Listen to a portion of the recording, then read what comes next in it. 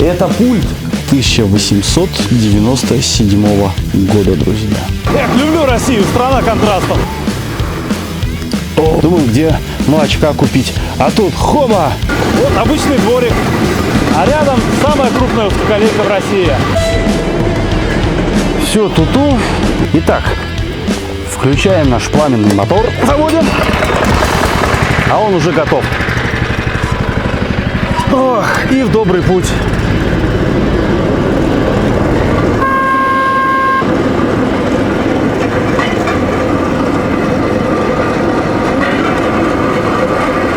Покидаем вокзал Алапаевска. Следующая будет у нас точка, станция Красная 2.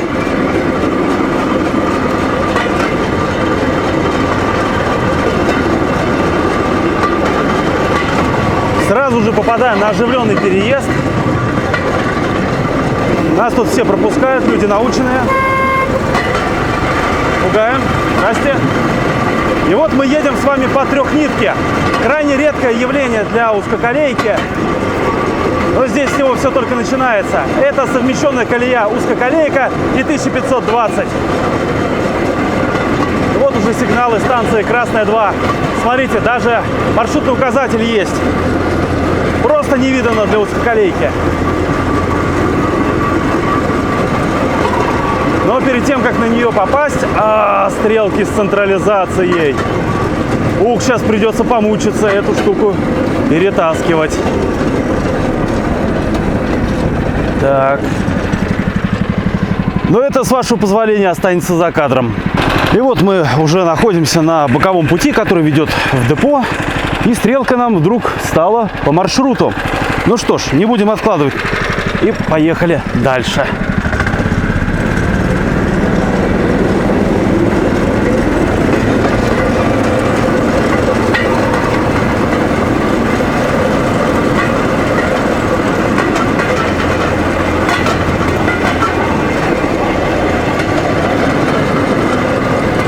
Необычное, да, явление? Ой-ой-ой-ой-ой. А тут стрелка еще одна на бок. Ага. Все-таки лес возят. И лес здесь. Смотрите, эта стрелка как будто на сброс стоит. Да. Ё-моё. Тут же ширококолейный путь используется. Вы посмотрите. Так, что-то мне подсказывает, нам отсюда лучше сейчас побыстрее сваливать. Переставляемся и алга дальше. Так, все. Преодолели. Едем дальше, друзья.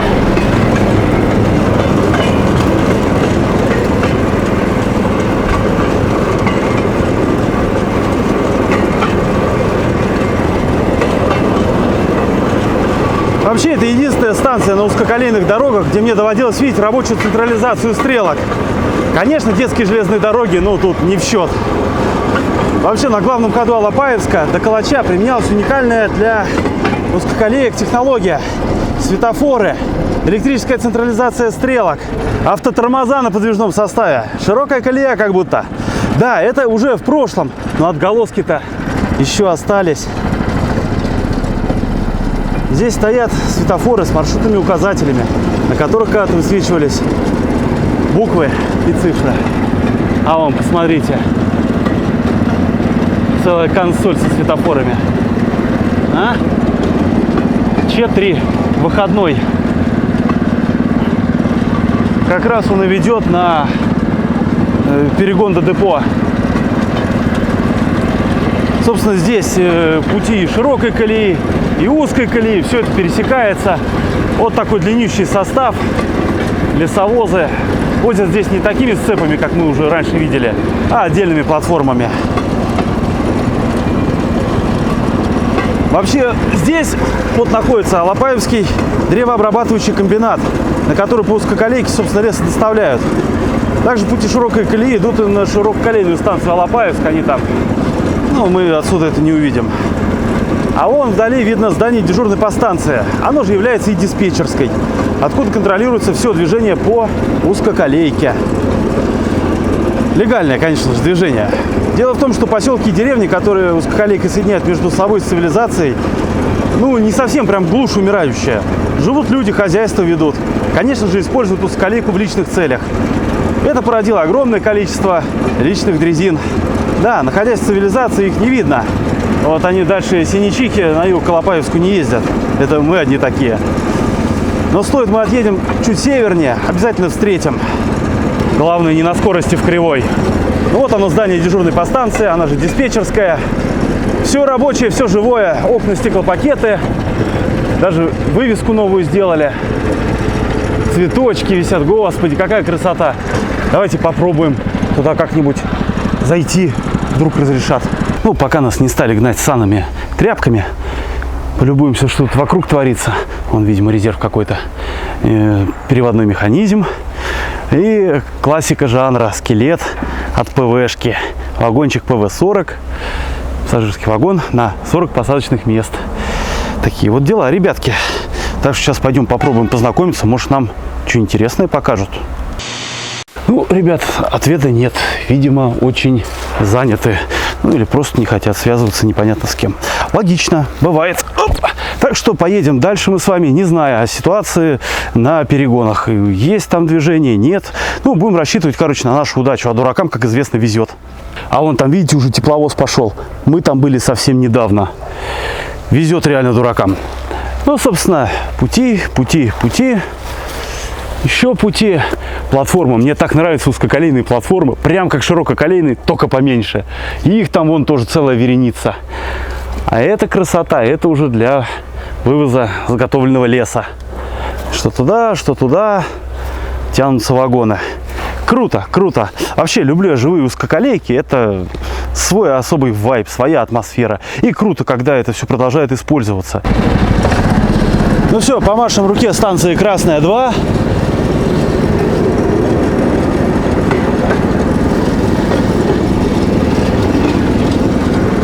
И впереди магистраль. Пока еще по цивилизации поедем какое-то время.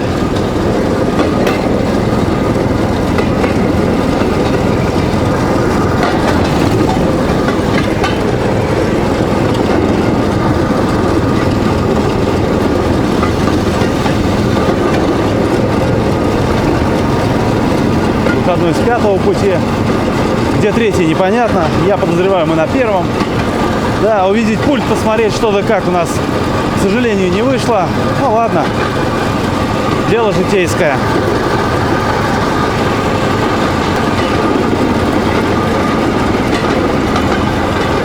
На стрелках будем поаккуратнее.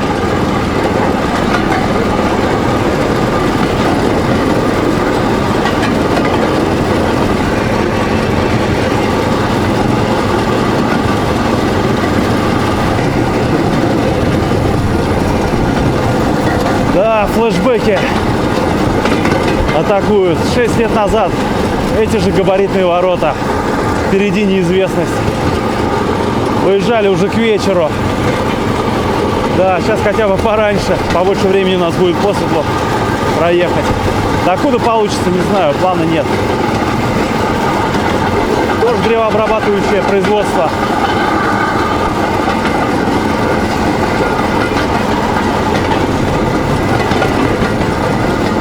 Хорошо нам стрелки подлянку не сделали, а то была бы беда. Там пацан Тре. Аккуратненько на переезде. Все, пацаны! Все, пацаны четкие. А мы едем дальше.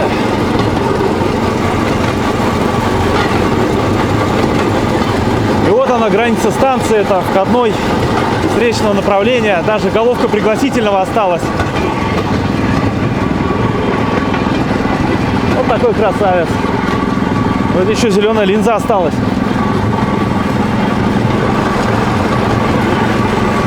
И что интересно, прям параллельно нам идет колея 1520 миллиметров.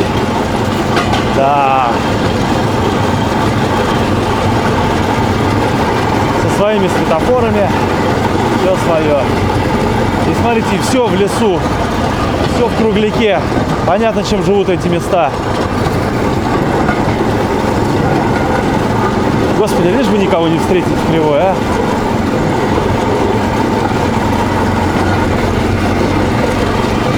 один светофор. Широкая колея тоже, смотрите, не особо-то и используется. А здесь когда-то было, наверное, глухое пересечение. Здесь шпалы новые, его, наверное, не так давно и убрали. Тоже остатки путей, насыпь, шпалы. Когда-то там тоже было путевое развитие на 1520. Ну а сейчас мы будем въезжать, как я понимаю, в поселок Западный.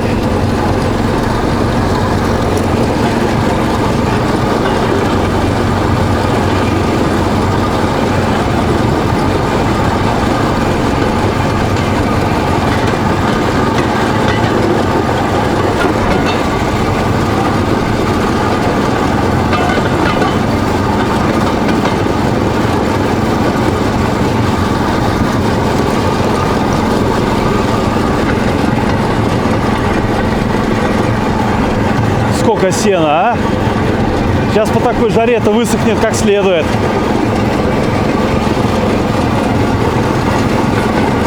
Вода нет, обход. Обход есть.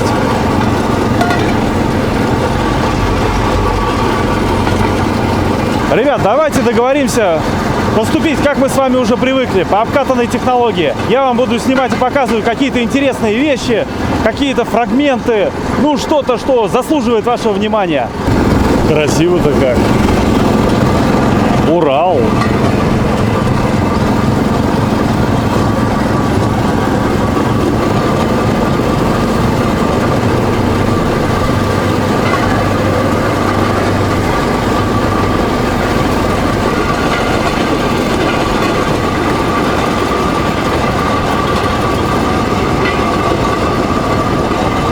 Вот в таком режиме и едем.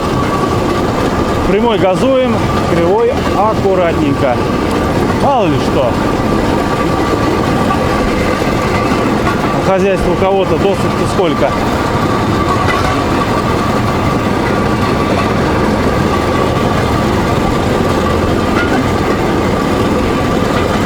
Да, хорошо летом. И с погодой нам крайне повезло. Жара.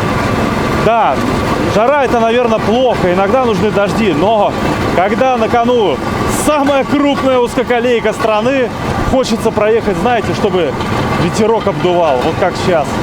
Вот это прям кайф. Вот спасибо Вселенной за это. А что у нас там дальше? Очередная кривая. Ух, какие рельефы. Урал, ребята, Урал.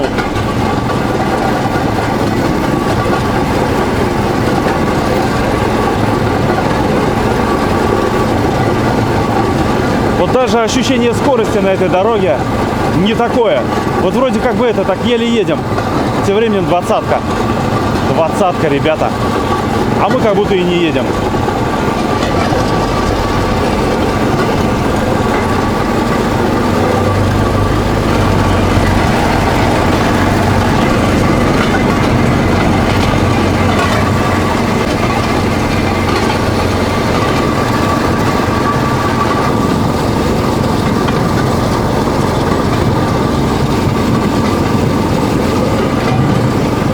Мы подъезжаем к очень известному месту, где останавливаются все туристические поезда, где происходят фотосессии.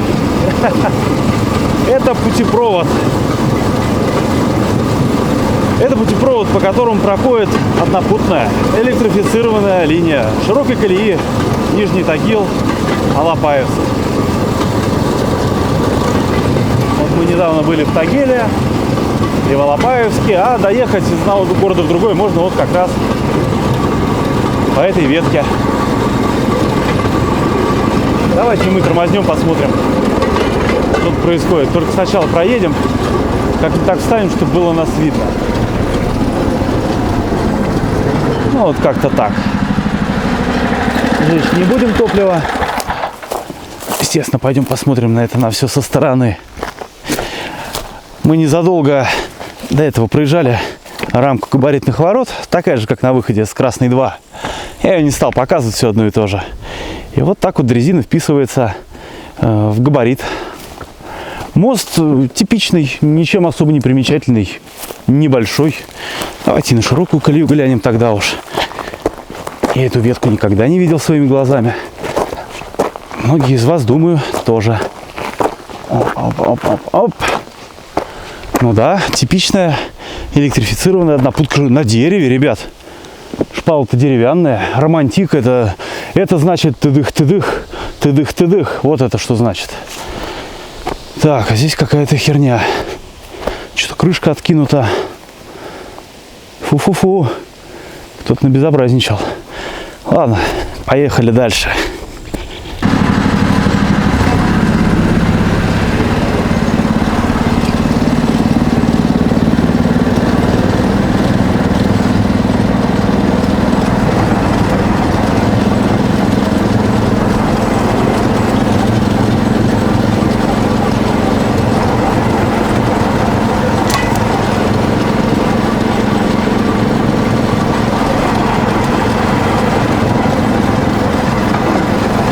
Что примечательно, помимо километровых отметок, здесь еще и стоят столбы пикетов.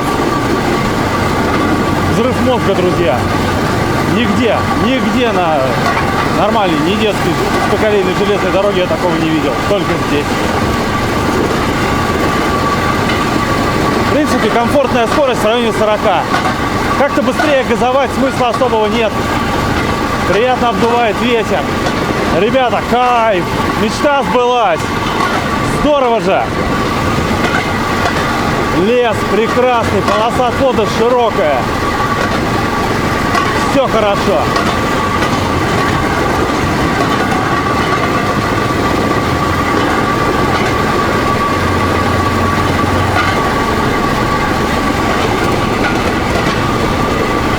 В принципе, сейчас так и долго будет тянуться лес. Тут ничего особо интересного я вам показать не смогу. Просто красивый уральский лес.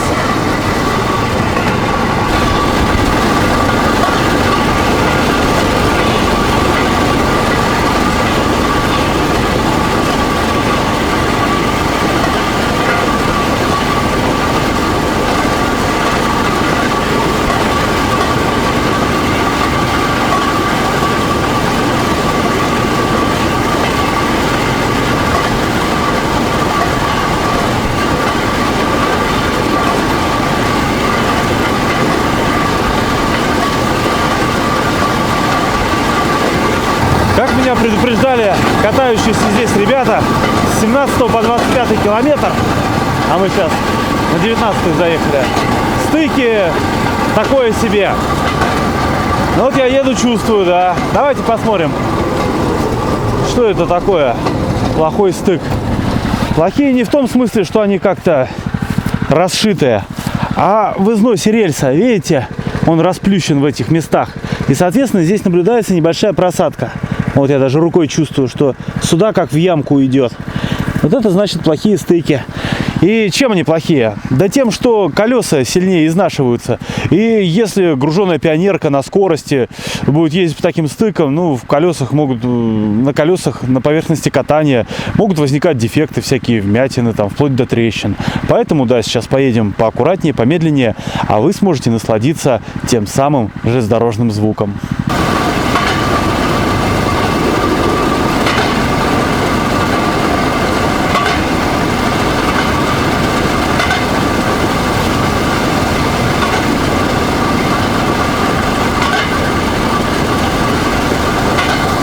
Но это опять же вредно, поэтому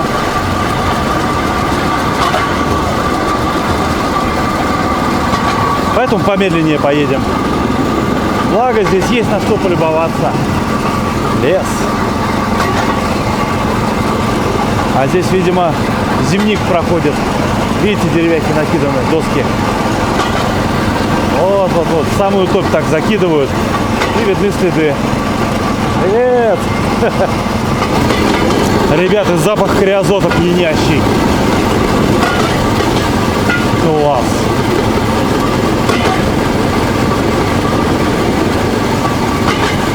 Так и не скажешь, что по узкоколейке едем. А вот по ПЖТ какое-то через лес идет.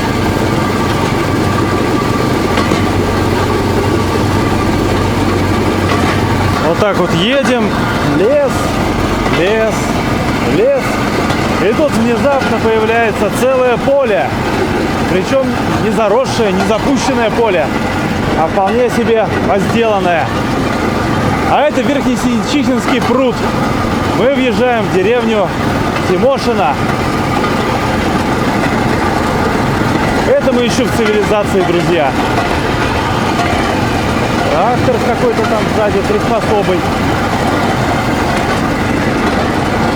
24 километр, а 25 уже Синичиха. Там она вдали видна.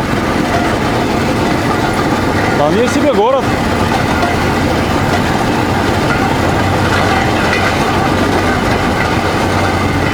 Подъезжаем к интересному участку.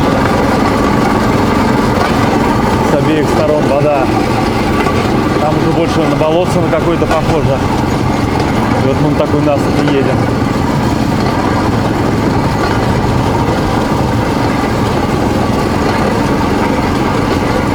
Какой птица парит.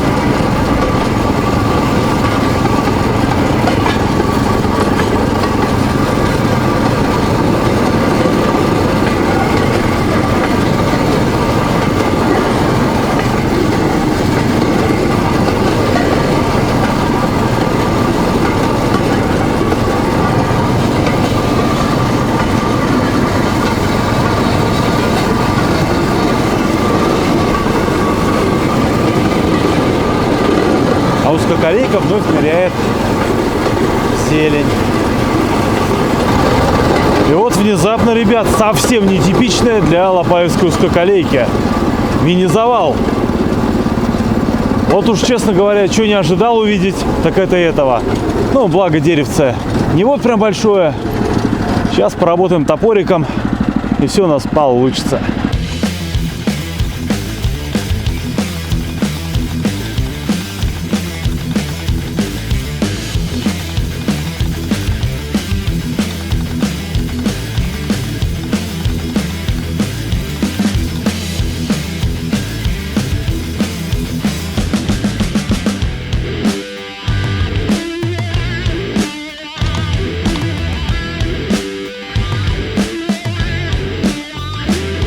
Четыре минуты, и путь свободен.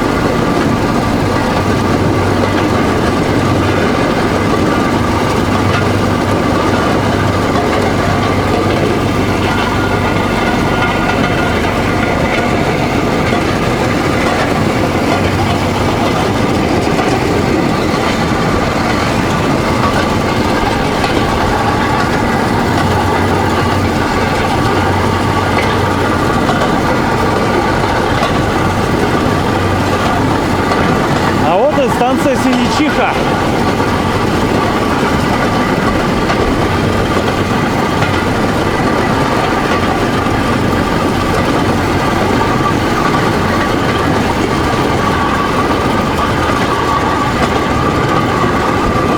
Раньше здесь были пути.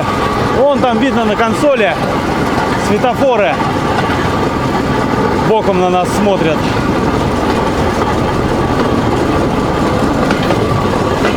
Здесь мы немножечко погуляем, поэтому дрезинку уберем на боковой путь.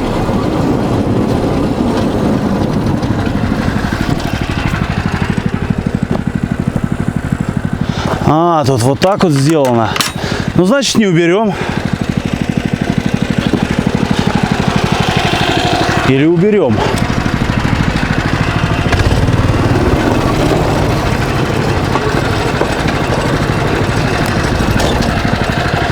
Да, я думаю, уберем. И вот мы торжественно подъезжаем к вокзалу.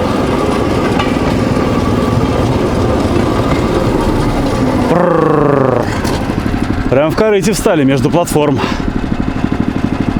Станция была восстановлена в 2013 году для оборота тепловоза туристического поезда. Здесь станция — это всего лишь один обгонный путь, как раз для того, чтобы на эту платформу прибывал туристический поезд, а тепловоз обгонялся по пути, куда мы поставили нашу дрезину. Станционное здание тоже осталось, но дежурного в нем нет, оно превращено в музей. Стрелки, как мы видим, на замке, никто их перевести не сможет, поэтому предлагаю погулять немножечко здесь по станции, посмотреть, что к чему, и пройдемся чуть-чуть в поселок, там есть еще один музей. Признаться, первое после консоли со светофорами, что бросилось в глаза, это вот этот вот обособленный участок пути, который заканчивается маленьким гаражом. Я подозреваю, что здесь обитает какая-то ручная дрезинка, на которой все желающие туристы могут покататься вот по этому участку пути. Такие вот развлекухи. Светофоры, чтобы они не смущали никого, их отвернули в бок, не действуют, увы и ах. И в наличии, как говорится, малые архитектурные формы. Рукоделие, скорее всего, местных товарищей, начальник станции. Вот такой вот что-то смотрит. Что это? Кнопка. Посмотрите, какое у него удивленное выражение лица. С фонарем. Дает на... Это он смотрит на солнечные часы, чтобы по времени дать сигнал на отправление. Господи, какая прелесть. Станционный смотритель с инструментами и фонарем. Очень здорово. Меня всегда поражало, как у людей работает фантазия, чтобы из каких-то кусков металла создавать такие вот удивительные образы. А вот это кто? Это зодчий. Обалдеть. Скульптурная композиция приоткрывает занавес истории проектирования Верхнесинечихинского металлургического завода, предприятия, основанного в 1769 году в поселке Верхняя Синечиха мастерами-зодчими 18 века. Вот как-то так, ребята. Мозг и борода. Все кипит в труде. Но это еще не все. Здесь есть еще и страж реки Синечихи. Вот такая вот суровая кракозябра.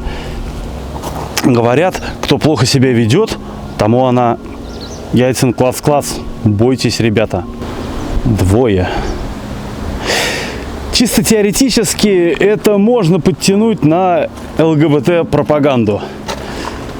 Вы так не считаете? Пишите в комментариях, друзья. С обратной же стороны всякая информация на этих стендах. Фотовыставки под открытым небом и всякие тут, значит, разные изображения, разные текста. Вдаваться в эти подробности я не буду, потому что я очень советую вам приехать и прочитать все это лично. Эти места удивительные по своей красоте, и каждый, кому интересны узкоколейки, конечно же, может их посетить. Здесь есть и индивидуальные всякие экскурсии на дрезинах, есть и обычный пассажирский поезд, а еще можно целый поезд арендовать. Про это, пожалуйста, уже смотрите в интернете. Это как бы не реклама, а просто рекомендация. Ну, здесь реально клево. А с другой стороны консоли баннер. Железная дорога есть не только средство перевозок, но и средство просвещения народа. Великий Савва Мамонтов. И да, ребят, слушайте, мы были правы. Здесь ручная дрезина. На ней есть правила пользования. С ними можете, пожалуйста, ознакомиться, что можно, что нельзя. Но мне кажется, учитывая, что тут все закрыто, нельзя ничего. И, пожалуйста, станционное здание. Здорово, что сохранили. И окошки, и все есть. Вон там все в камерах. 21 век, большой брат следит за тобой, а мы следим за ним. Очень уютно сделали, как мне кажется. Вон даже какие-то образы. Дама, мальчик с мечом, мужчина со шляпой. Очень классно. Место, конечно, красивое. И часы станционные, куда же без них. И вот она, станция Синечиха. Привет!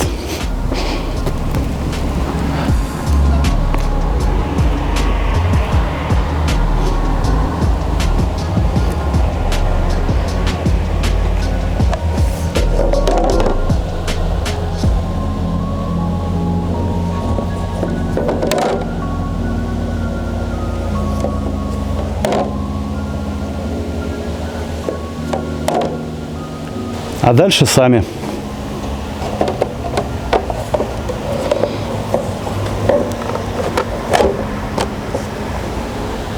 Еще что интересно, ведь на Урале же был собран наш русский первый паровоз. Вот, пожалуйста, ему дань памяти.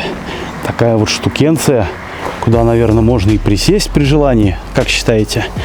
Опаньки! Ох, как бы ничего не порвать. Да, тяжелый труд. Далеко так, конечно же, не уедем. А еще, вон видите станцию? Прям вплотную к ней находится Верхнесинечихинский музей истории горнозаводского дела. И рядом краеведческий музей. Состояние клевое. Сразу видно, все аккуратно, все причесано. Да, друзья, внутренний туризм как бы меняется в лучшую сторону. По-моему, очень даже неплохо и колоритно. И нас интересует здесь наружная экспозиция. Тут всякие железяки интересные. Вот это надо с гидом, конечно, смотреть. Тут я ничего не расскажу. Вот такая вот вагонетка металлическая с буферами, ну, не подпружиненными, естественно. И на широкую колею. Такое ощущение, как будто она, ну, на 1520 может и... Слушайте, сложно сказать. Ну, так... Да, она может на 1520 быть. Представляете? Вот такие вот раньше штуки делали. Только хардкор. И, конечно же, вагонетка. Куда же без нее? Здесь она показана вот уже с содержимым, что примечательно. А это какая-то такая колесная пара интересная. Как будто каретная. Это должно быть дерево? Да, это дерево и металлический обод. Вот когда-то такие вот колесные пары бороздили нашу страну большую. Тоже для плавки. А что это? Ну, это детали какой-то паровой машины, как будто. Очень похоже на жаровые трубы. А это на паровую машину. Ну, как бы, да, цилиндр, какие-то вот эти вот штуки перемещают то туда, то сюда. Вот оно, возвратно-поступательное движение и есть. Ну, наверное, главные звездочки экспозиции — это вот эти вот ребята. Древнейший паровой кран и паровозик 9ПМ. Точно такой же мы видели в Нижнем Тагиле на старом Демидовском железноделательном заводе. Все это огорожено, чтобы туда никто не лазил. Да и мы туда давайте лезть не будем. Обычная будка паровоза. Ничего нового мы там, в принципе, не увидим. Но кран, конечно, великолепен. Просто стрела, такой вот утконос необычный. Я таких, кроме как здесь, нигде не видел. Есть другие краны, ПК-6, фотографию вставлю, но они иные, у них и стрела не такая. Что касаемо этого, тут я просто затрудняюсь ответить, друзья. Единственное, на что хочу обратить ваше внимание, это клепанная рама. Вот это прям круто, все на заклепках на таких. Все это сшито. Все это, ух. Как же от него пахнет-то старой смазкой, господи. Интересно, как снизу такую поперечину пустили, чтобы при опрокидывании буксы не вышли из челюстей. Буксы челюстного типа, значит, что это такое? Вот это корпус букса, внутри шейка колесной пары, снаружи корпус букса, и он зажат между такими двумя направляющими. Ну вот она, видите? Раз направляющая, два направляющая. Это называется челюсти. И, соответственно, если раму с этими челюстями поднять, колесная пара вместе с корпусом букса останется стоять на пути. Вот. Чтобы этого не произошло, вот наварили такую вот швеллерину. Очень интересная техника, конечно. Просто с ума сойти. Крайне необычный кран. И хорошо, что это все как-то подкрашивается. Да, докапываться мы не будем, что... О, как же так? Звезда, он был самоходный, а цепи нет! О, как же можно? А где ж там крюк? А где трос? Давайте просто порадуемся, что сохранено даже вот это. А там тоже как будто на заклепках. Да, там тоже клепанная. Удивительно. Стрела максимально необычная. Самый натуральный old school. А, что примечательно, ребят, Автосцепка СА3 разобрана. Это просто ее корпус. Начинки нет. Там замка, замкодержателя, вот этой вот всей штуки. Собачки, ничего этого нет. Прикольно. Прикольно. Ну и такой вот вид с другой непарадной стороны. Хотя они покрашены со всех сторон. За что сотрудникам музея, конечно же, благодарность. Лучше плохо покрашено, чем не покрашено, ржаво и страшно. Опять же, какой колорит. Ну вот идем, гуляем вечером по деревне, думаем, где молочка купить. А тут хоба! И вот такая вот техника. Казалось бы, ничто не предвещает. Но есть причины для появления здесь и такого крана, и маневрового паровоза промышленного, и всякие железоделательные штуки былых времен. Но про это совсем скоро. А мы пока покидаем станцию Синичиха. Сейчас опять надо будет дрезину переставлять, потому что стрелка не по маршруту, стрелка зашита. Ну, народу здесь много, мало ли у кого. По синему делу в Синичихе возникнут крамольные мысли, захочется там стрелку покрутить, а поезд пойдет и в итоге взрез. Нафиг надо. О, как остановился, а? Филигранно.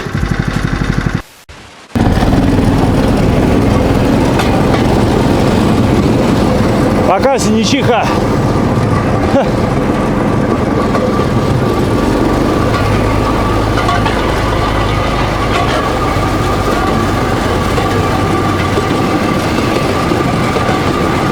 И сразу ныряем в зеленые заросли.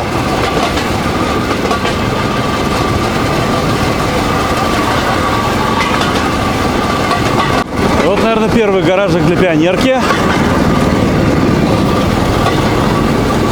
Ой, как же вкусно криозотом-то пахнет, господи! Лето, жара, впереди огромная узкоколейка, экспедиция. Запах криозота обдувает ветерком. Кайф.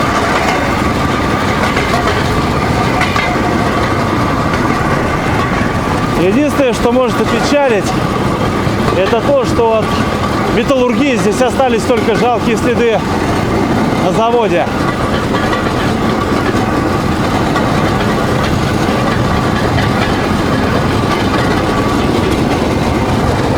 Дело в том, что где-то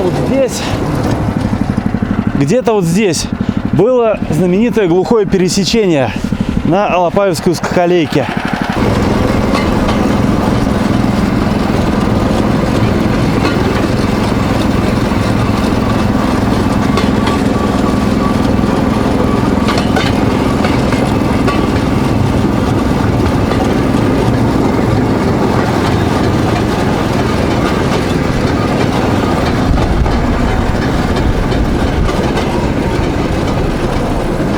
А еще Алапаевская дорога славится своими знаменитыми мостами.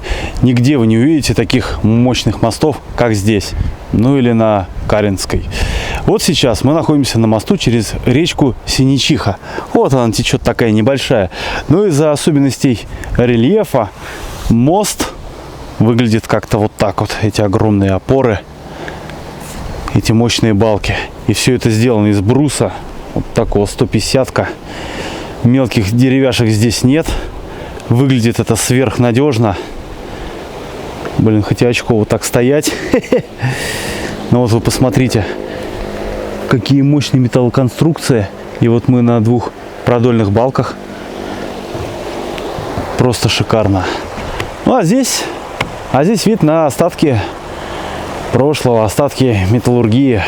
Дело в том, что прямо рядом с нами, а именно вот за этой вот горой, с 1769 года работал Верхнесиничихинский металлургический завод. Это один из старейших металлургических заводов Урала, действовавший с перерывами с 1770 до 2015 года. На протяжении многих лет завод выплавлял чугун, также ранее значился как железоделательный. Завод пережил и смены власти страны, и войны. Во время Великой Отечественной производительность только возросла, оборудование модернизировалось, завод все расширялся. Даже в 90-е нулевые объемы выплавки только росли, как и балансовая прибыль. Нельзя не упомянуть и о внутризаводской узкоколейке. На ней работали 10 электровозов К-10 и КР-14, а также оригинальные двухосные вагонетки. Электровозы доставлялись из бокситовых шахт, расположенных в окрестностях города Североуральска. На прежнем месте они работали под землей, а здесь прошли переоборудование для наземной эксплуатации. Вагонетки же сделаны Верхнесинечихинским металлургическим заводом собственными силами. Нигде больше такого подвижного состава нет. Развернутую протяженность путей узкоколейной железной дороги можно было оценить приблизительно в 1 километр. Назначение узкоколейки – перевозка к цехам завода руды и кокса, доставляемых по широкой колее. Однако в 2012 году около 50 сотрудников Верхнесинечихинского завода объявили голодовку из-за долгов по выплате заработной платы. Завод был остановлен, предприятие объявило себя банкротом. Весь штат сотрудников численностью около 500 человек был распущен. Осенью 2014-го производство вновь запустили, однако запала хватило только на полгода. В мае 2015-го производство вновь было остановлено из-за отсутствия предприятия лицензии на осуществление деятельности, связанной с эксплуатацией опасных производственных объектов. С тех пор завод прекратил работу и, К сожалению, все разобрали на металлолом и ничего не осталось, показывать уже нечего.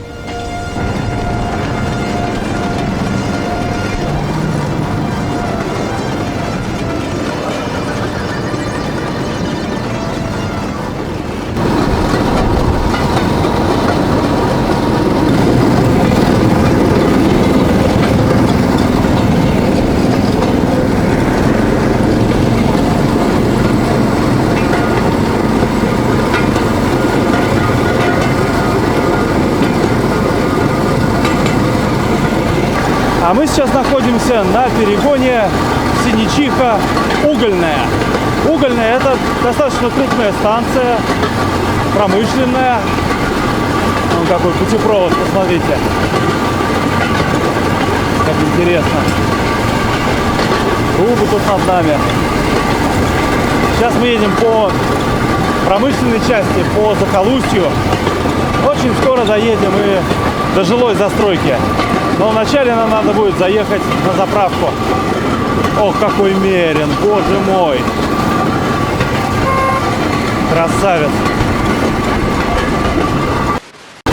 Самое жуткое, что может с нами случиться, это в чаще леса закончится бензин.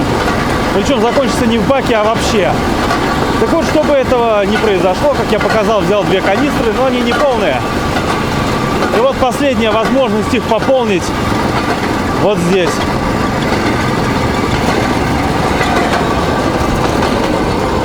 Сейчас куда-нибудь в бок ее стаскиваем и идем заправляться. А знаете, я подумал, зачем все тащить на горбу, если дрезинка самоходная не только по рельсам, но и в принципе по любым поверхностям. Поэтому сейчас мы поедем на заправку.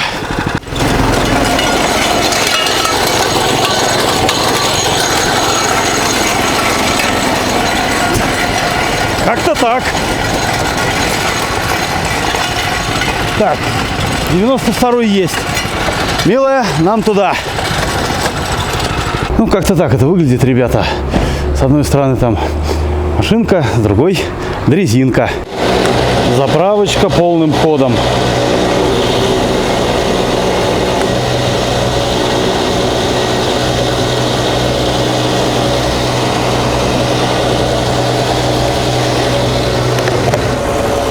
Все. Так. Все. Мы снова на путях. Поехали дальше. Станция Угольная ждет нас.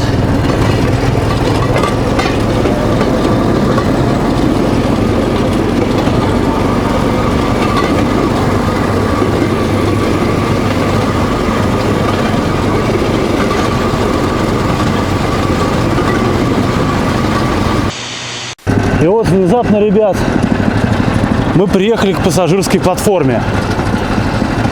Ехали в лесу, и пассажирская платформа. Называется она больница, хоть нигде это и не написано, потому что, видимо, туда проход к больнице. Рядышком автомойка, уже дома начинаются. Сейчас будет классный участок. Кто Кто уже какое-то время смотрит мой канал, видели классный ролик про зимние покатушки на Малой Московской детской железной дороге. И там есть тоже очень похожий участок, когда узкоколейка идет прямо через городскую застройку. Собственно, тогда я испытывал дежавю от мест, которые вы сейчас увидите. Сейчас я испытываю ностальгию по Кратово. И да, ребят, я посмотрел по карте, туда реально в ЦРБ. Так что название вообще отражает содержание в полной мере. Вот. Ну а мы тем временем едем дальше. Скажем так, это последняя прям цивилизация, которую мы увидим на ближайшие пару дней.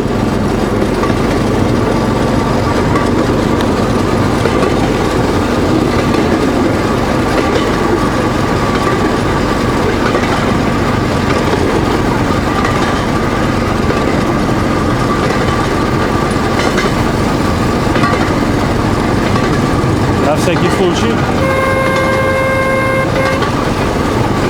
О, да, как чуял. Ну вот, пожалуйста. Магнит, детские площадки, трубы. На велосипедах люди катаются. Костишка. И мы тут на узкоколейке. Вот такой вот колорит. Нифига ж себе.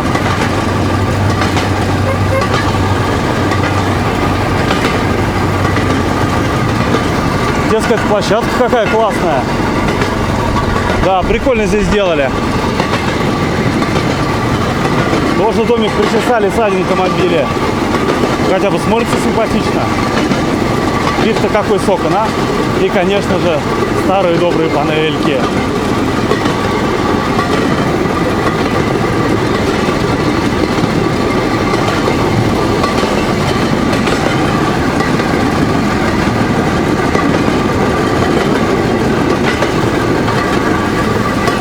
Обычный дворик, а рядом самая крупная узкоколейка в России.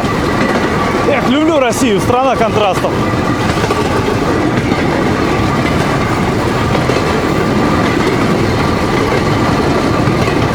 Ну и, наверное, здесь можно сказать цивилизации пока-пока. Потому что пути нас уводят куда-то в зелень, в нескончаемую зелень. Буквально за кривую заехали, друзья. И вот она, станция Угольная. Последняя после цивилизации.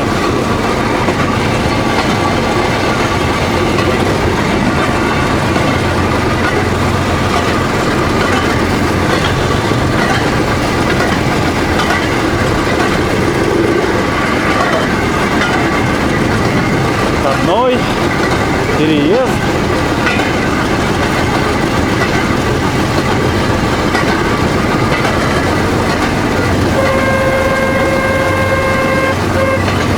Вообще похеру всем.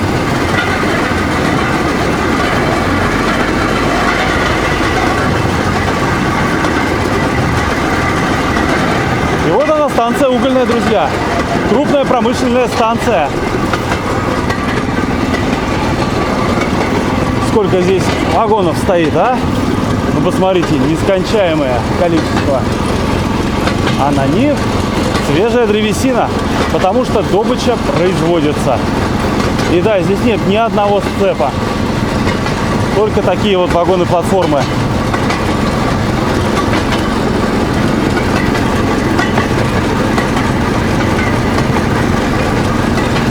А вот заготовленная древесина. Здесь и здесь, пожалуйста. И, конечно же, пассажирская платформа. Сейчас надо пойти поздороваться с дежурным по станции, узнать, что там будет дальше. Ребята, я вспоминаю 2017 год, когда мы с братиком приехали на Угольную. Было уже темно, уже порядком подзамерзшее. Поговорили с дежурной по станции, нам разрешили остановиться на ночь в зале ожидания. Собственно, логично, что он до сих пор сохранился. И учитывая, какие там древние лавки стояли, я не удивлюсь, если они там еще есть. Давайте попробуем посмотреть, работает ли он или нет. Поселок Верхняя Синичиха, пчелка. Ну-ка. Да, он работает. Вот на этой самой лавке довелось поспать. Слушайте, как тут все аккуратненько сделали. Вы посмотрите. И информация, и ООО. Классно, такое вот окошечко очень ностальгическое. И куча всяких объявлений. Но очень классно, что его покрасили, что вот прям выглядит вот эта лавка, это прям супер. Я на ней прям спал в спальном мешке. Блин, это было круто. И смотрите, здесь тоже АУЖД. Очень здорово. Ребят, нам разрешили посмотреть помещение дежурного по станции. И самое классное, самое прикольное, что здесь осталось, это пульт. То есть вот это то самое, это централизация. Мы здесь видим и номера стрелок, соответственно, это четная горловина, это нечетная. И маневровый, вот он, входной Ч, входной светофор Ч, маневровый, второй, четвертый, где-то должен быть шестой, вот он, шестой, восьмой. Четные стрелки в четной горловине, в нечетной все нечетное. Сейчас это скорее как такая, знаете, дань памяти. Все это завешено вот чем-то вот, потому что это уже не работает. Ну хорошо, хоть не выкинули, не распилили, это уже классно. Тут можно посмотреть и разрешения, по которым отправляют, и какие-то заметки, и куча журналов. Скорее всего, это что-то а-ля кто куда поехал, грубо говоря, на занятия перегонов. Очень классно, здорово. 25-й километр, сосна упала. Сейчас пойдем подскажем. На 25-м километре упавшую сосну уже убрали. Убрали. Собственно, эту сосну на 25-м километре мы с вами уже и почикали. В общем, как-то так. И еще есть вот такая вот классная схема. Собственно, мы с вами от вокзала Алапаевска, Красная 2, Синичиха, вот она больница, и вот мы на станции Угольная. Вот эти все остановки, я так понял, они носят достаточно такой характер рекомендательный. Наша задача доехать до Ельничной. Завтра, если все пойдет по плану, мы доедем через Строкинку и Чернышевку до Березовки, и с Березовки в идеале до Санкина. Это будет целый день езда, но это будет очень интересно. Еще как здорово, посмотрите. Схема путей, бог бы с ним, даже звуковые сигналы есть. Схема стрелочного перевода. Вот это прям интересно, прям ПТЭ, параграф 62. Обалдеть. Но, по крайней мере, здесь вот кому интересно, можете посмотреть, как это все устроено. И классно, что много цветов, много зелени, прям вот этого вот всего. А связь, кстати, производится по рации. Здесь локомотивы тоже оборудованы поездной радиосвязью. Какие частоты, я вам сейчас не скажу. Но по факту вот она включена, она используется, тангента, как бы все готово. Вот динамик, пожалуйста. Ну и куда же без фонаря для подачи сигналов в ночное время суток, в темное время суток. А флаги, соответственно, в дневное. Кстати, если кто-то знает, как можно подать желтым свернутым флагом сигнал остановки, ну, конечно, ставьте лайк, ну и напишите в комментарии. Кто не знает, пускай почитают и свой оставят. Хе-хе. Что интересно, так вот, башмачки аккуратненько пристроились, там шлепки, тапочки и башмачки. Вот. Ну, а там такая чил-зона, можно так сказать. И как символично, что вот это вот все у двери, СЦБ и связь. СЦБ означает сигнализация, централизация, блокировка. Такие дела. Ну и, как я и говорил, просто куча пионерок. Мы их уже начинаем, собственно, здесь наблюдать, потому что в основном от Синичихи и на север движение осуществляется съемных подвижных единиц. Мы же с вами вот с Алапаевска одни такие стартанули. Даже вон там, если там вот в частные владения вторгаться, вон там видна, стоит одна. Вон, видите, у гаража. Техника здесь тоже понадежнее, чтобы в лесу не встать, чтобы увезти как можно больше, как можно быстрее. Самое хреновое, что может произойти, это встретить на скорости пионерку где-нибудь в Кривой, и на скорости будем не мы, а поддатый товарищ на ней. Вот это уже чревато. Ну, там, поэтому пионерка у меня и с боковой посадкой, чтобы что, просто спрыгивать нафиг и все, как бы, ну. Пионерку я сделаю новую, а вот жизнь-то дороже. Ну, на этом мы прощаемся со станцией Угольная. Удивительно, сколько вагонов, удивительно, что еще возят лес, заготавливают. Стволы-то какие, а? Класс. Ну, мы уже почти добрались до начала глухих мест. до начала мест, где человек это уже не совсем твой хозяин. Ну, вроде как хозяин, но ночью, например, уже нет. Вон сорок сколько.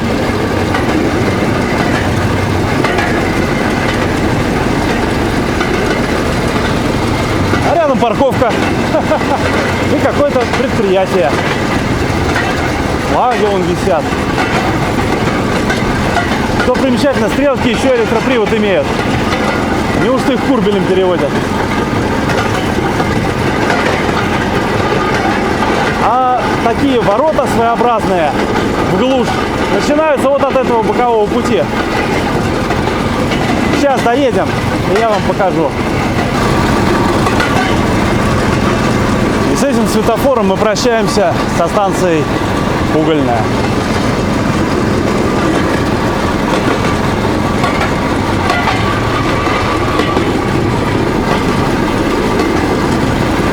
А второй путь, он так и тянется. Да-да. Ой, классно здесь путь отремонтировали, прям шикарно. Класс. Вот это трасса.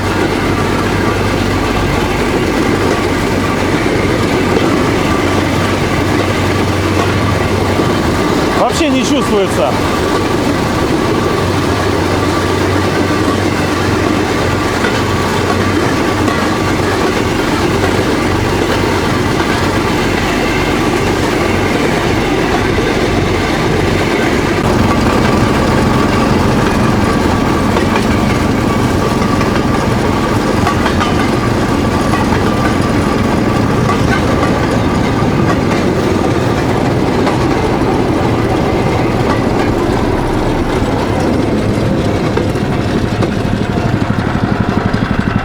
Так вот, ребят, границей между цивилизацией и глухими местами является вот этот мост. Под нами находится ширококолейная железнодорожная станция Бабушкина линии Алапаевск-Серов. Когда-то здесь был нижний склад, и вон там даже можно разглядеть, еще валяются бревна. Здесь происходила перегрузка прямо с Алапаевской узкоколейки. Вдоль нашего главного магистрального пути шел второй путь, но он закончился на том переезде, который мы проехали. Там как раз происходит перегрузка, видимо, на автотранспорт. Ну, наверное, потому что по железной дороге возить все-таки очень дорого. Сама станция – это просто разъезд на однопутной ветке. Вот мы видим один путь и второй. А там вдали даже и лес как будто становится гуще и немножко мрачнее. Сейчас уже солнце движется к закату, и наша основная цель – долететь до станции Ельничная. И там мы попробуем вписаться в зал ожидания. Там можно будет поспать, там есть дежурный по станции, попьем чайку, пообщаемся. Если разрешат снимать себя, ну, немножко поснимаем, покажем вам, как люди живут. Ох, вот смотрите, как интересно.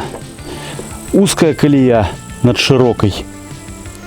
Стоит ли говорить, что это одно из популярнейших мест для фотостопов на туристических покатушках? Представляете, тепловозик с вагончиком прямо на таком мосту? Конечно, это вызывает только восторг и радость.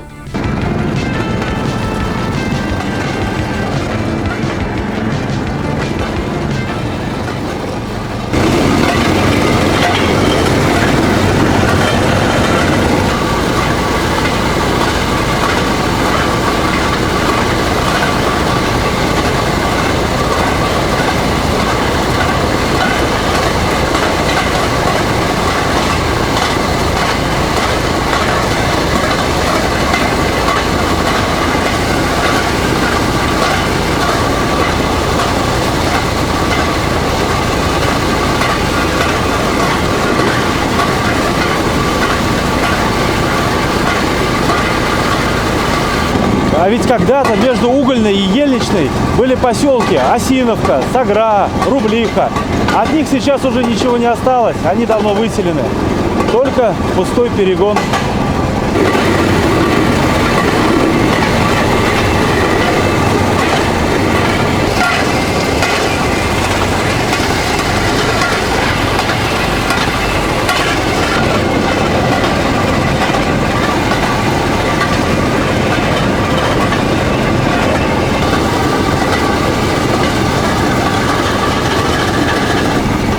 Четко видно, как кусты обточены подвижным составом по своему габариту. Класс, нравятся мне такие участки. Кривой немного стрёмно, но вроде не гоним.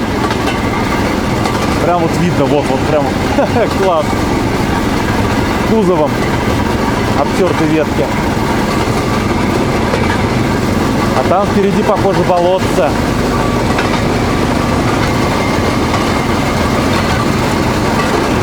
Мини-мостик. И ни разу не мини-болото.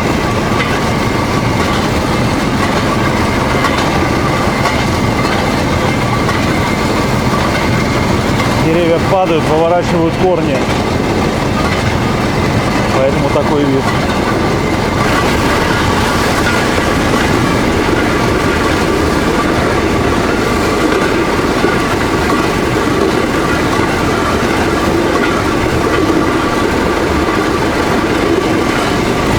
Наконец приближаемся к Ельничной. Ну, прибываем.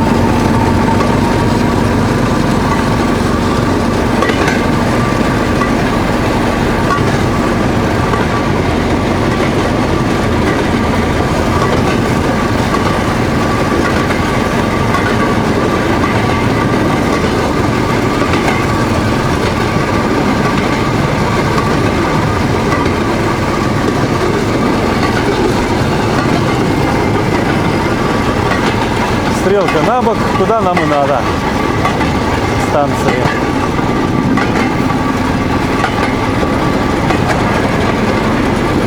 Тоже видно, что РЦ, централизация стрелок. Вот такой вот сдвоенный светофор.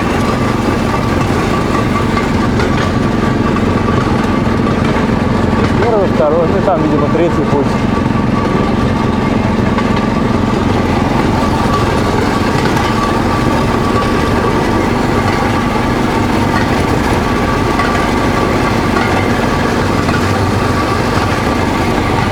Поселок небольшой, очень уютный, вон уже пионерки тоже видны. Ну, как бы это норма. Для нас это удивительно и необычно.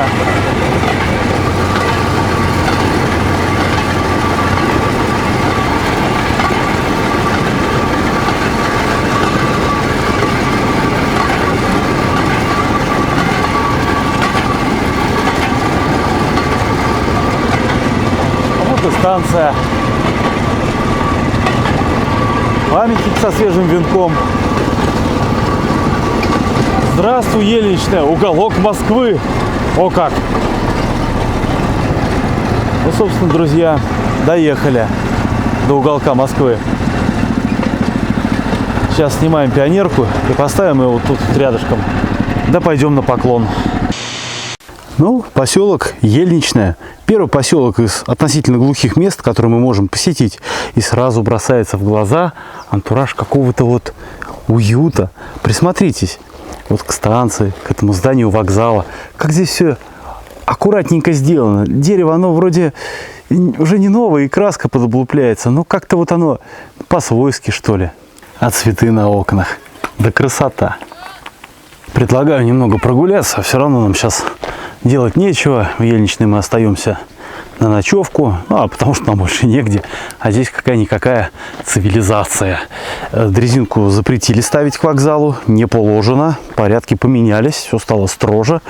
Ну вот, например, судя по количеству следов, это постоянное место дислокации в такой вот дрезинке кого-то из местных. И смотрите, как интересно придумано. Движочек сбоку смещен, а вот это все, это один большой короб вот там. Класс. Такая вот она, махонькая, аккуратненькая. Любо-дорого смотреть. Прорезиненные, значит, подножки. Короткая база. Здорово. Но из крутого, что здесь есть, это пруд. Вон там ребята купаются. Ну, блин, ну офигенно. В самый конец жаркого дня вот так окунуться. Эх, вода, парное молоко. Блин, знал бы, взял бы с собой плавки. И тоже для пацанов тут такая вот тележечка приспособлена. Можно покататься, видимо, чем они и занимались. Ну, детство в деревне с узкоколейкой, это вообще это крутейшее детство на самом деле. А помимо озера есть еще и маленькое депо. И обратите внимание, все стрелки с централизацией, с электроприводом. Нет простой перекидной стрелки на станции. Только там, вон, в депо они видны. А здесь все когда-то приводились в действие с пульта дежурной по станции. Сейчас, чтобы такую стрелку перевести, это нужно брать специальный переводной ключик, такой большой, как четырехгранник, называется курбель. Его вставлять и крутить, крутить, крутить. И, собственно, вращая весь механизм, стрелка перейдет в другое положение. Ладно, пойдем по депо попробуем пошляться. Вот этот вот путь, вдоль которого мы сейчас идем, отклоняясь от главного направления, когда-то имел длинное продолжение и шел до деревни Гараненко. По ельничной цепляли даже пассажирский вагон до этой Гараненки. Но в 2012 году туда подвели автодорогу, и необходимость узкоколейки моментально отпала. Линия была разобрана. А шла она когда-то, ну, собственно, вон куда-то вот туда. Там, по-моему, даже немножечко просека видна. Ну, а здесь у нас депо. Депо. И что-то, мне кажется, оно все закрыто. Ну, конечно, пришли в самый вечер. Эх, а в нем должны покоиться просто музейные экспонаты. Тепловозы Ту-4. Да, все на замке. Увы и ах, не получится. Зато вот это какая, аж с пикой с какой-то. Сурово. И ворота классические, деповские, деревянные, мощные. Вот это круто, конечно. Делали же раньше. 1976 год. Как-то так. Ну, если в депо нам попасть не удается, давайте попробуем прогуляться по всяким окраинам, по всяким деповским задворкам. Там обычно тоже что-то интересное встретится. Ну, конечно же, пассажирский вагончик, ПВшка, рабочая ПВшка. В ней сейчас возят пассажиров, людей. У нее, видите, и на буфере видны следы эксплуатации. Вот он какой, тут даже что-то уже наваривали. Класс. Это абсолютно рабочий вагон, находящийся в регулярной эксплуатации. Это не музейный, это не восстановленный, это не какой-то там еще. Это самый что ни на есть действующий пассажирский вагон. Ой, господи, там же без форточек-то летом в жару, наверное, вообще жопа, ребята. Все смазано, все живое, все хорошее и опрятное. А здесь, видимо, такой нерабочий тамбур. Ну, конечно, все закрыто. Ай, это понятно. Деповской ремонт в 2021 году, пару лет назад. И что интересно, у него тут еще розеточки вот такие. Видимо, да, с тепловоза поступает сюда напряжение на освещение, к примеру. А там, я не знаю, вам видно, нет, просто лавочки стоят.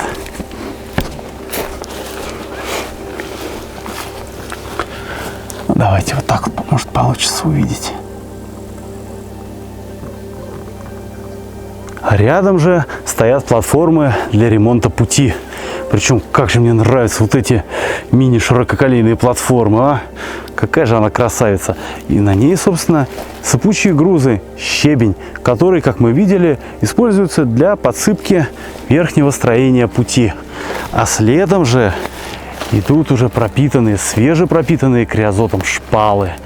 То есть вот такой вот поезд выезжает, с ним бригада рабочих, и железнодорожный путь приводится в надлежащий вид. Ну-ка.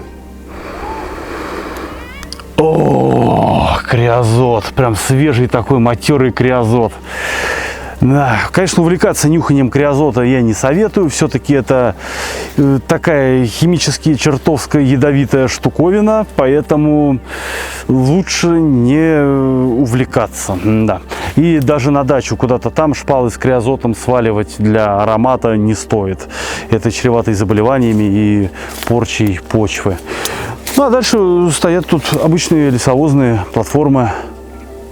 А вот это похоже на какую-то летучку, потому что тут есть и для рабочих, где отдохнуть, и вот такие вот лягушечки для постановки подвижного состава, сошедшего с рельс, на эти самые рельсы. Так вот оборудована платформа, усилена рельсой приваренной. Вон тут даже клеймо есть. Рельса 1897 года, друзья. Как-то так. Здесь вход, и вангую тоже на замке, конечно. И что интересно, вагон оборудован ручным тормозом. Соответственно, ручничок закручен. Вот видно тут как раз по резьбе вверх этот ползунок пошел. И затянута тормозная рычажная передача. Вагончик никуда не покатится. А что у нас там дальше? Опять платформы. Какой-то тут вот кусочек узкоколейки. Видимо, там был топливный склад. Что-то мне подсказывает. И тут мы еще можем найти снегоочиститель. Причем тоже в таком хорошем состоянии. Стеклышки целые. И что самое интересное, у него тоже торчит такая вот розетка для напряжения с тепловоза. Ага. Это значит, видимо, не рабочая сторона. Он как раз ей к тепловозу цепляется. Здесь вот розеточка. Оп. Здрасте. Даже запенены стекла. Красота какая, а? Ух ты! Вот это да! Ой, обожаю Алапаевскую дорогу. Вы посмотрите. Табличку даже беленьким подкрасили. Вот это да!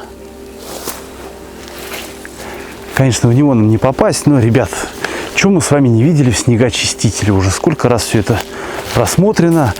А если вы это не смотрели и не в курсе, чекайте другие видюшки. Вам понравится. Ну и заодно можно подписаться на канал. Единственное отличие, которое прям бросается в глаза, это вот такой вот помостик сверху. Собственно, это для снега. Когда работает отвал, снег не на стекла летит, а вот обратно возвращается и откидывается уже в бок. И посмотрите, какой мощный светодиодный прожектор сюда повесили. Ух, наверное, на нем классно работать зимой в темноте. Прям сразу как днем становится. А завершает всю эту композицию старая водонапорная башня. Судя по трубам, она не особо используется. Хотя, смотрите-ка, а вон там трубы, они замотаны теплоизоляцией. Ну, наверное, не стали бы просто так мотать. Может, она еще и в работе. Кто знает, друзья, кто знает. Как интересно, с другой стороны депо тоже есть въездные ворота. И пути сразу уходят в горловину станции. Ой, и она плавно идет в левую кривую. И пути уходят уже в совсем глухие места. Прям вот совсем. А здесь как тихо, как хорошо. Благодать. Вот эту часть депо, которая похожа на какую-то не совсем рабочую, мы еще можем увидеть через стекла. А в той части депо, которая, как мне кажется, рабочая и актуальная, стекла все закрыты поликарбонатом. Причем это все пришито капитально и пропенено. Соответственно, там такой, как стеклопакет получается. И очень здорово держится тепло. Прям вот очень здорово. Ну, логично, что да, эта часть, видимо, более активно используется. Интересно, что кирпич разный. Верхушка светлая, снизу старый, красный. Да, интересно было бы, конечно, узнать историю этого здания. Ребята, что-то уже, возвращаясь к дрезинке, обратил внимание. А тут все покошено. Вы посмотрите, сейчас август, и трава такая, как газоном. Тут все косят. Представляете? О, лошадки.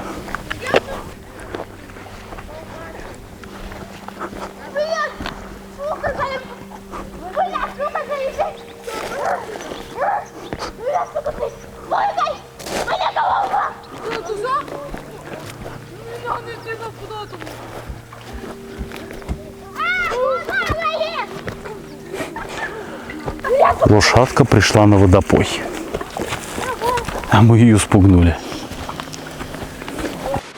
Так, и давайте посмотрим зал ожидания. Ну ок.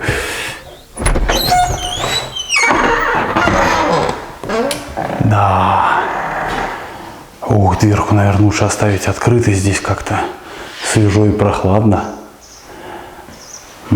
То же самое все в досках объявлений.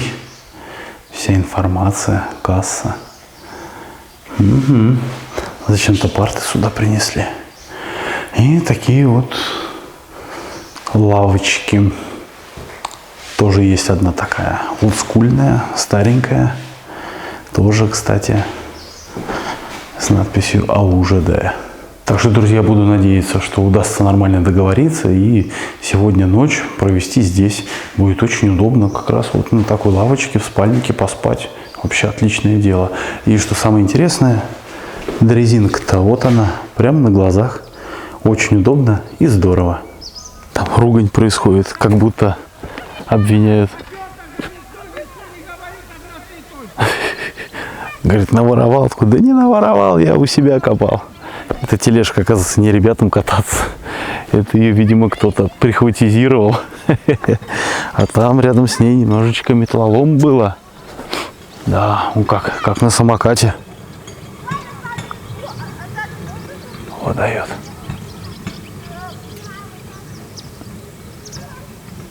Взял я себе, значит, гадости покушать. Решил пойти к доброй дежурной, пообщаться, поспрашивать за кипяточек. А тут смотрю, какое-то клеймо. Ну-ка, думаю, дай-ка гляну. 1885 год, ребята. Вот так вот рельс лежит. Представляете? Уже сколько ему? Лежит, служит. Вот, пожалуйста, издали было слышно по звону колес. Вот на мотоциклете на движке подъезжают ребята. Классическая местная пионерка.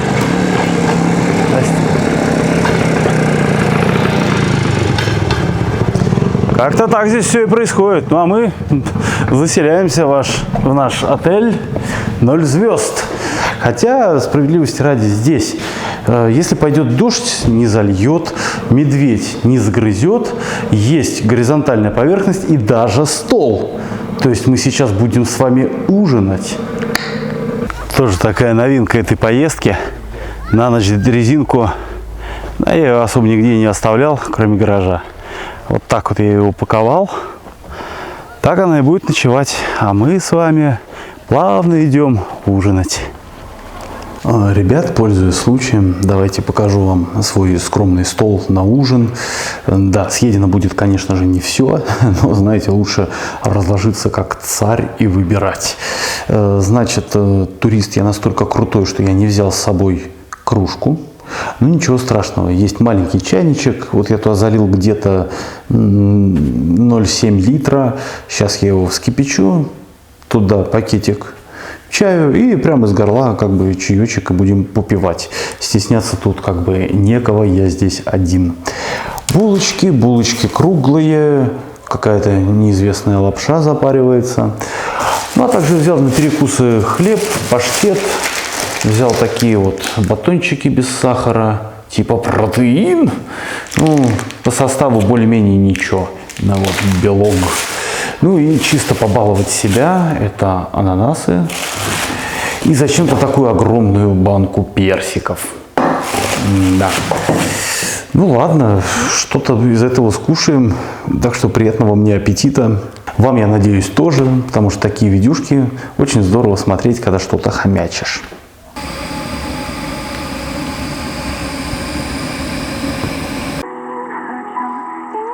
Иногда китайская народная там поймается.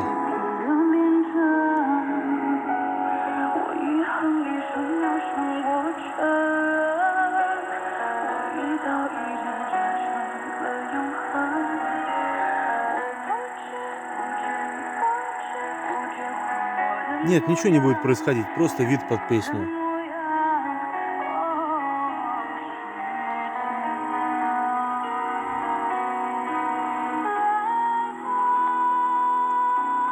А ко мне вон кто пришел. Собака. Стали классическими образцами китайской дворцовой архитектуры. Чаечек надо Некоторые тоже. из них вошли в реестр мирового культурного наследия. С конца 17-го по начало 20 В общем, так и века чилю. на протяжении более Господи. 200 лет Пис. 8 поколений семей Валлей посвятили вкусно отужинав, осталось только дождаться поезда на Синичиху. Дело в том, что расписание у него не самое удобное с туристической точки зрения. По светлу вы почти ничего не увидите. Собственно, на этом и играют ребята, которые устраивают здесь экскурсии, то, что прокатят по всему маршруту по светлу. А сейчас сумерки, и минут через 15 в Ельничную, почему-то в уголок Москвы, должен приехать пассажирский поезд. Я предлагаю его дождаться, посмотреть, что он из себя представляет, посмотреть на людей, на технику. Вот тут все собаки какие-то бегают. Пёсель, ты куда? Как-то так. Какая же слышимость в деревне-то? Откуда-то оттуда там долбит музло. Не знаю, вам слышно, нет? Такое ощущение, как будто даже голоса людей слышно. При этом в остальной части полнейшее умиротворение. Сейчас середина августа, должны быть, по идее, самые звездопады. Но, честно говоря, сил их дождаться уже просто не останется. Все дело в том, что подготовка к этой поездке заняла сегодня где-то полдня. Это надо было наготовить себе еды впрок, потому что, здесь нет такого магазинчика, где можно взять, хоп, и купить. Там только в Санкино что-то будет, и все. Это по расчету дня на 3 должно еды хватить, поэтому взял еды впрок. Там в рюкзаке еще всякие баночки с макарохами, с тушенкой. Это надо было освободить флешки, все перекинуть на компьютер. Это надо было помыться, просто помыться перед поездкой, потому что все это лето 2023 на Урале стоит адовая жара, просто адовая жара. И сейчас, да, днем где-то 30-ку, а вот ночью градусов 15, поэтому... и поэтому тоже вписываемся в зал ожидания. Потому что зверь, где-то так в лесу встать, честно говоря, стрёмно. Какие-то огромные кострища разводить. У меня нет никакого желания. По-моему, проще попроситься в зал ожидания, спокойно пустят, и как белый человек. А вот главное, вести себя прилично, соблюдать чистоту, оставить не грязнее, чем принял. В принципе, вот и все правила банальной вежливости. Ой, как же хорошо в деревне вечером. Ребята, посмотрите, как уютно. Там как будто шум поезда слышен. И тишина.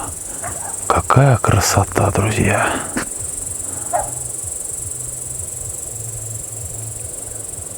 Так, начинаются сборы. Поезд подходит, запросился у дежурной по станции. Соответственно, сейчас его будем принимать на первый путь. Вон он светится.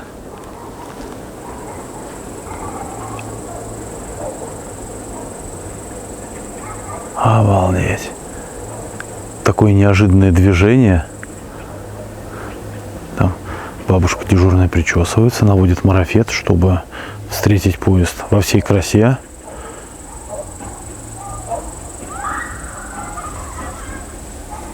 Лают собаки, ржут дети.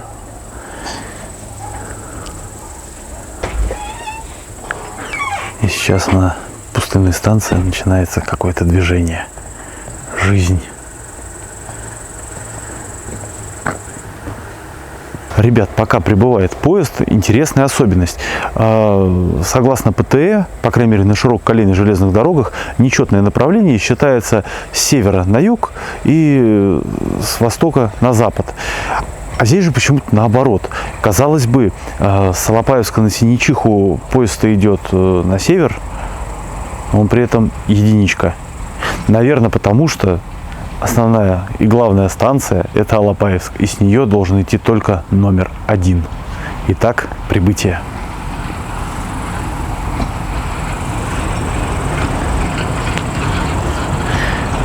Какая интересная комбинация.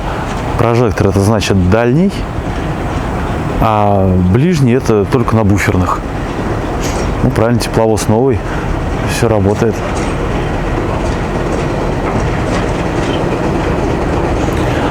Оставить будет по расписанию 10 минут.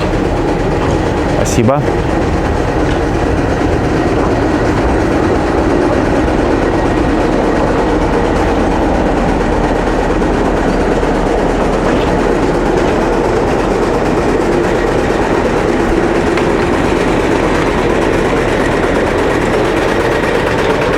Семерка 3367. Здрасте. Ну и, собственно, такие вот вагончики пассажирные. И пассажиры, для которых эти вагончики и есть. Сидячки 24, спальных 16. Собственно, вот оно отличие даже в габарите заметно. ПВ-40 и ВП-750. Вот посмотрите, насколько он выше, практически другой вагон. Пойдемте попробуем салон глянуть. Здрасте. Здравствуйте. Можно на секунду зайти? Заходите. Спасибо. Там вижу это проводничка. Ага. Вот ты, господи. Вот такой вот. Да-да-да. И вот такой вот интерьер единственного в России плацкартного узкоколейного вагона. О как. Верхняя полочка, нижняя. Комбинация все та же. Единственное, тут... А вы говорите громче, у нас сегодня спят. Никто не спят? Нет. Ой, хорошо, я жду, тут потревожу. А то все без света, так уютненько, сами сидите, все помалкиваете. У нас же домашняя обстановка, у нас все друг друга знают. Ой, господи, как это мило. Ходим тут, да. Покушали, спать легли, пообщались. Вот, тоже покушал, сейчас спать надо. Оля, меня? Да. Расписаться что-то надо. О, как. Вот. Ну и, собственно, вот такие вот тут закоулочки. Вот, собственно, ребят, прикольно то, что ну реально узкоколейный плацкарт. Эх, когда-нибудь обязательно прокатимся. Хотя я даже не знаю, что я вам тут буду показывать. Ась? Да. Да. Вон, наверное, его стоит пенька. Да, вон она. Ага. Укрыл, что ли? Чтобы А не то ж, забыла? они, чтобы, надо ж они заботиться-то. Я ж лягу спать, я ж укроюсь. Да. Вот она пусть укрыта будет. Она ж меня все-таки еще завтра вести будет. Вот такая атмосфера дружеская, ребят. Да есть и там. Вот, смотрите, ребят, нам тут подсказывают. Тут, оказывается, у нас купе проводника. Ой-ой-ой-ой, там какой-то бак есть. Смотрите-ка, тут и магнитола, и пульт управления. Вот так вот. Собственно, комбарка. Сама госпожа. И вот, ребят, еще такие сеточки. Вообще красота, а? Прям ностальжи. Супер комбарки. Вообще определенно лайк за такие вагоны. Улет. Прям вайб широкой колеи. Ну, блин, ну как это мило. Вот так вот сесть, вот, и в окошечко любоваться. Даже немножко завидно. Сейчас у них поезд тронется, поедут дальше. Ну ладно, 10 минут стоянка, пора потихоньку выходить. Все, туту и вперед. Все-таки здорово видеть новую семерку. Красота. А как плавно берет, а? Кокетничает. Ну, как говорится, в добрый путь.